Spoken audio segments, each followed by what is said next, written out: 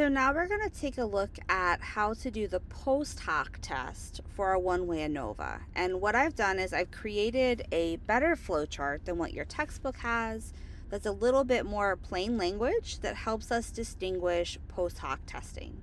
So the first question you should do before you do a post hoc test is you should say, is there a statistically significant difference from the ANOVA? If there is not, you stop and you don't do a post hoc test for that variable. If there is, then you move on and you do a post hoc test for that variable. So basically, this flowchart is used for each variable that you're looking at. So if we think back to the original problem we had up here, is we were looking at the math achievement test, visualization, and grades in high school. So when we're talking about the ANOVA, that first part of the flow chart, is there a significant difference? That's coming from this ANOVA. So for math achievement, my p-value is less than 0.05. So that means that I am going to reject the null hypothesis, which means that there is a statistically significant difference. So if I follow my flow chart for math achievement, the answer is yes. Then it says, are there more than two groups? So if you remember, we did our groupings based on father's education, and there were three groups. There was high school, some college, and a bachelor's. So there's more than two groups, yes. If it was no, you would stop. So yes, I have three groups, so I flow here to yes. Then it says, do the post hoc comparisons to examine groups of two. So if I said yes, I'm going to need to do the post hoc comparison. That's what it's telling you. And then it says, are the variances equal from Levine's? So if I go back to my Levine's test, which is the homogeneity of variances for math achievement, I got that my p-value was 0.049. which means that my variances are not equal because I'm rejecting the null hypothesis. So if my variances are not equal, I go to the right, and that means that I do the Games-Howell test. So I'm going to execute the Games-Howell, and I'm going to show you how that's actually done, but I want to execute the Games-Howell, and so I'm going to go to Analyze. I'm going to go to Compare Means, One-Way ANOVA. And what's really frustrating is I have to do the whole test over again just to get the Games-Howell test. So I'm going to go to Post Hoc, and I'm going to select Games-Howell because I don't have equal variances. I've rejected the null hypothesis. And it's going to bring all of those tables out another time, which again is equally frustrating because I don't want to see all the tables. But that means that I'm going to look at this multiple comparisons table. And what I was trying to basically allude to is do the post hoc comparison because they examine groups of two. They're going to compare high school graduate to some college. And so I'm comparing students whose parents have high school grad to students whose parents have some college. So I'm comparing them two at a time. And when I'm comparing them two at a time, I'm looking and saying, okay, if I'm looking at grad or less in some college, I would have a null hypothesis that there's no statistically significant difference on the math achievement test between students who are high school grad and some college. That's what that null would be. So I have a sigma value of 0.17. So I'm going to reject that there's no statistically significant difference, which means that by default there is a difference between the mean of students whose dad has high school grad and some college. I'm going to look at high school grad compared to a bachelor's.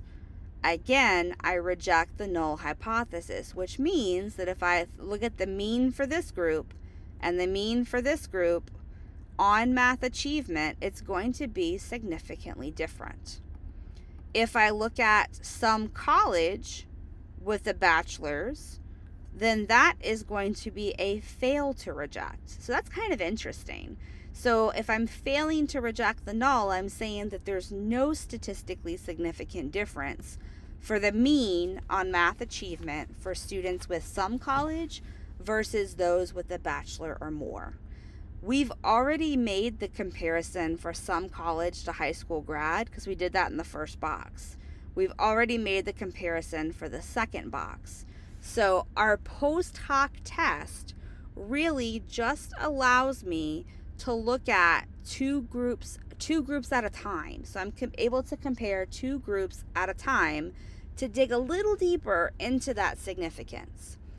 So let's look at, if I go back to visualization. So in visualization, in my ANOVA, I failed to reject the null. So there's no statistically significant difference for visualization. Let's check our flowchart. Is there a statistically significant difference? No. I stop right here. I do not do a post hoc test for visualization.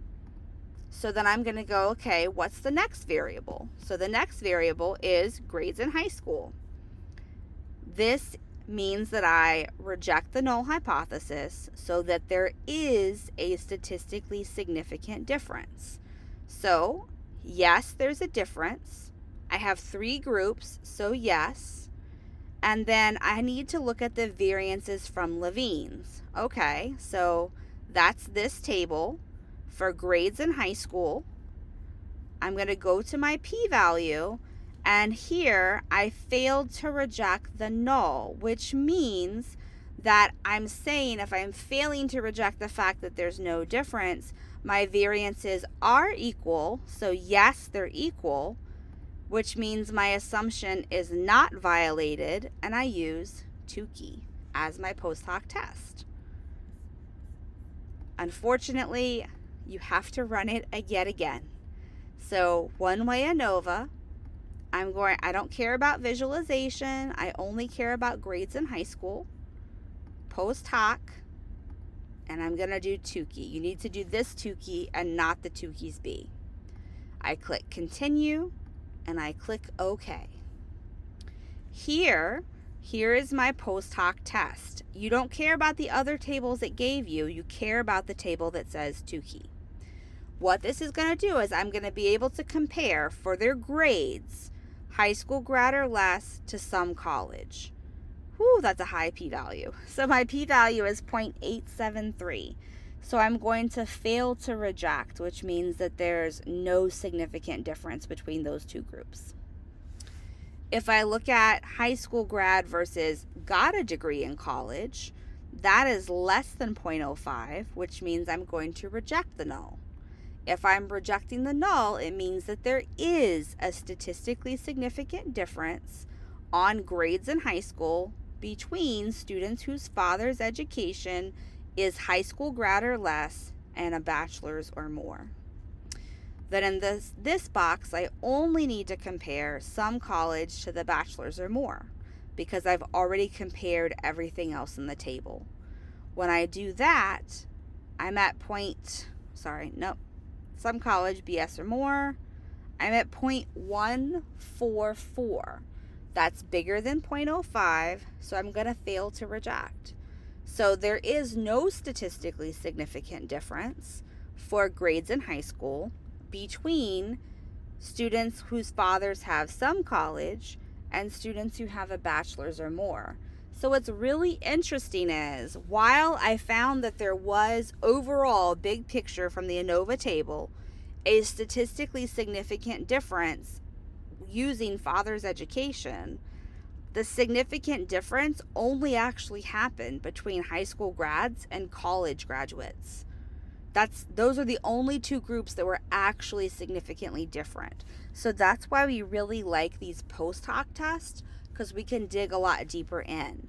And you should definitely be using your flow chart to help you decide, do you need a post hoc test from this first row?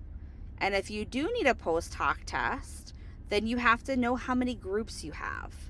And even then, I have to know about my variances. So this flow chart is what you should do for every dependent variable that you're looking at, each piece that you're measuring.